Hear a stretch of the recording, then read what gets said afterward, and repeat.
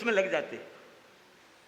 उस आदिनाथ के जन्म से पहले कुलकर की व्यवस्था थी।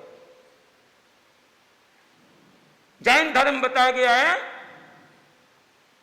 काल विभाग के दो भेद, अवसरीपिणी काल और उत्सरीपिणी काल, और दोनों के 6-6 आरे होते हैं।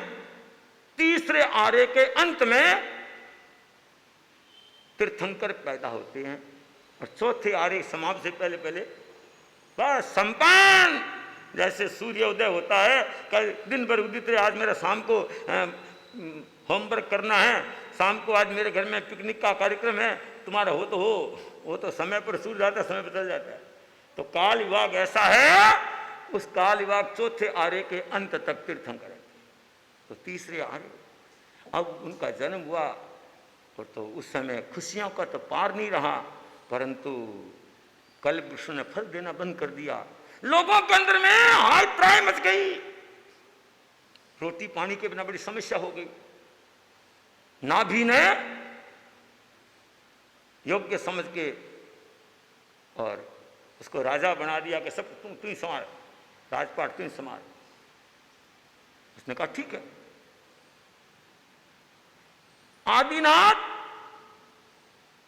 आदि का मतलब प्रारंभ भी होता है, प्रारंभ ना। उस आदिनाथ ने कहा कोई बात नहीं, संभाल लूंगा। समस्या से घबराने वाला कभी पुरुष से महापुरुष नहीं बनता।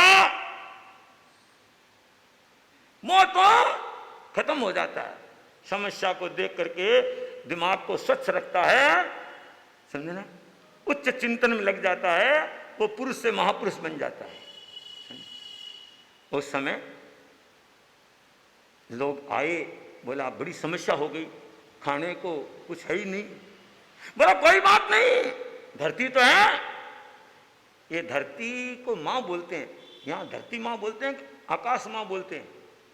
धरती माँ क्यों? माँ कौन होती है? जननी। ये सबकी जननी है। कौन? धरती। ये जो है ना फल फूल मिठाई सब कहाँ से आ रही है? सब धरती से आ रही है। ये जूस कहाँ से आ रहे हैं? धरती से आ रही है।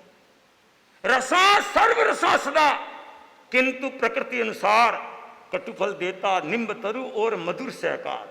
एक बगीचे में यहाँ नींबू बोए हैं, यहाँ आम बोए हैं, दोनों पौधे खड़े हो गए, पर दोनों के पत्ते भी अलग हैं, फूल भी अलग हैं, फल भी अलग है, और दोनों का स्वाद भी।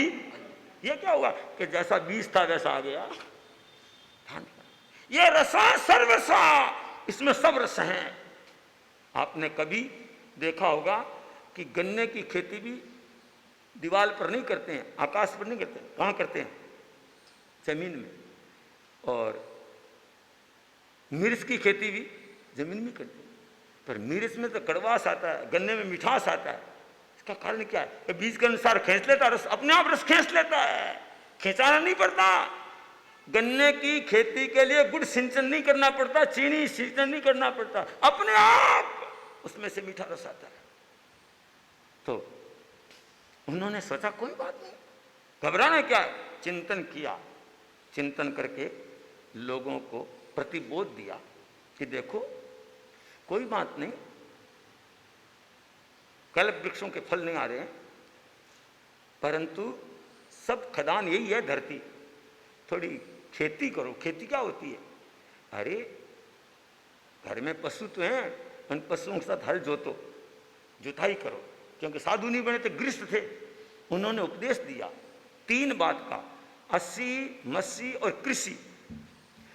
तो लोगों ने सोचा देखें तो सही, जैसे जुताई की, बिजाई की और फल तैयार हो गए। बोलो रे आ गए भाई, जैसे कहा था वैसा हो तो गया। जो काम जैसा चाहते हैं वैसा हो जाता है तो दिल में खुशी होती है, खिन्नता होती है, खुशी होती है। अस्सी मिसी कृषि का तुमने सबको बोध दिया, ओ स्वामी सबको तज कर जग की ममता, तज कर फिर संन्यास लिया। ओ जय आदिनाथ भक्ति भाव श्रद्धायुत, भक्ति करते हैं गुणगान जय आदिनाथ। उन्होंने देखा लोगों ने, खेती तो हो गई, खेत लहलहाने लगे, फसल खड़ी हो गई, और बोला बाबा अब इसको प्राप्त कैसे करें? बोला थोड़ी कटाई करो। तो कटाई कैसे करें? तो मसी शस्त्र तैयार करो। तब ये खुरपियाँ, ये हंसिएर, ये दांते सब तैयार हुए, बस कटाई के लिए घुसाई तो होगी। बोले बाबा अनाज तो नहीं आ रहा है। बोले ऐसे करो, पशुओं को घुमाओ, इस पर पशुओं के पैरों से ये अपने आप दाने निकल जाएंगे, तूड़ी और अनाज अलग अलग हो जाएगा। ठीक है, पशुओं को घुमाना चालू किया। जैसे पशुओं को चालू किया घुमाना, और पशुओं ने चालू कर दिया खाना। लोग बोले पशु ही खा जाएंगे तो हम क्या खाएंगे? फिर है बाबा ये तो पशु ही खा रहे हैं। बोले खाएंगे कि उनको भी भूख लगती है। ऐसे करो, पशुओं के मुंह पर छींकी लगा दो, छींकी लगा दो। तो बोला ठीक है, गए पशुओं पर मुंह को छींकी लगा दी, हल हो गया। सब फटाफट फटाफट अनाज के ढेर इकट्ठे करे घर में। बोला भाई हाथों की अनाज, अब तो समस्या मिट गई। अब तो 6 महीने 12 महीने की समस्या मिट गई। अब उनके तो मिट गई, पर पशुओं की समस्या बढ़ गई। छींकी बांध तो दी, खोली नहीं। आए बोला बाबा वो तो पशु न खा रहे हैं न पी रहे हैं। क्यों? पशुओं भूख प्यास के कारण आकुल व्याकुल हो रहे थे, घबरा रहे थे।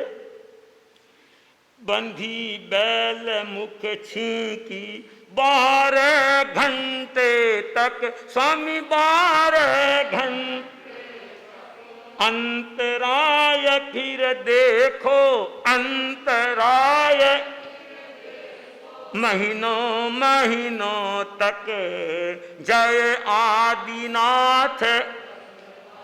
भक्ति भाव श्रद्धायुत भक्ति करते हैं गुणगान जय। चैतवदी आठम को भगवान ऋषभ ने दीक्षा ली, और पारना हुआ उनका वैशाख शुक्ला तृतीया के दिन। 13 महीने और 10 दिन, 13 मास दिवस 10, मिली नहीं भिक्षा, स्वामी मिली। मौनी प्रभु ने पहले, मौनी प्रभु दीन उन्हें शिक्षा जय आदिनाथ। भक्ति भाव श्रद्धायुत भक्ति करते हैं गुणगान जय। अब साधु बने इतने बड़े राजा, घरों में जब भिक्षा को जाते तो लोग कहे रोटी पानी क्या देना इतने बड़ों को, हीरा पन्ना घोड़ा हाथी वो लेके आते। बाबा बोला क्या करूं इसका, ध्यान रखना। साधु वैसो साध्य काया, कोडी एक राखे नी माया, जो लावे सो देवे चुकाए, बासी रहनी कुत्ता। मैं अभी गोत्री गया था ना, लेके आया था ना, आरे पानी कर लिया ना। अब नीचे देख लो पात्र क्या है, सफा चट।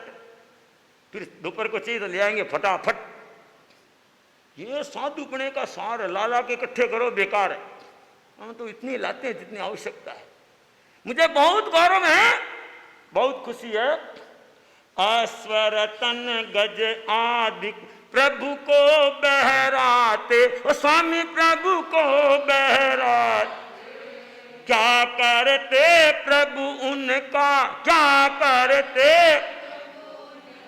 आखिर मुड़ जाते जय आदिनाथ। भक्ति भाव श्रद्धायुत भक्त करते हैं गुणगान जय। भगवान मुड़ जाते, 2 4 5 महीना नहीं, 13 महीने 10 दिन हो गए। इधर एक दिन भगवान के परपुत्र सोमनाथ का पुत्र श्रेयांश जिसको स्वप्न आया कि आज मैंने मेरू का सिंचन किया है, मेरू सिंचन का, उसने देखा ये मेरे को सपना जो आया है व्यथा तो नहीं जाएगा, मेरे हाथ से कोई मेरू का सिंचन होगा क्या, कभी जन्म होगा क्या। कभी कभी कल्पनातीत काम हो जाता है।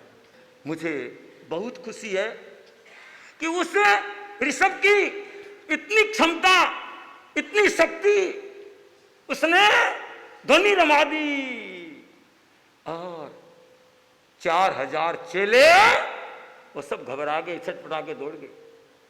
ऋषभ ने अपने हौसले को संभाल के रखा, इसलिए आज उनका नाम गौरव के साथ लिया जाता है। वो भी अगर फिसल जाते हैं तो उनका नाम भी खत्म, 4000 के साथ 4001 हो जाता। तो ऋषभ ने सोचा चाहे कैसी स्थिति हो मुझे अपने कर्मों को खपाना है, क्योंकि जैन आगम कहता है अत्तकड़े कम में, अत्तकड़े कम में, कर्म स्वयं के द्वारा किए हुए होते हैं, दूसरों के द्वारा नहीं है। मेरे कर्मों को खपाना है, मुझे खपाना है, स्वच्छ होकर के आगे जाना है।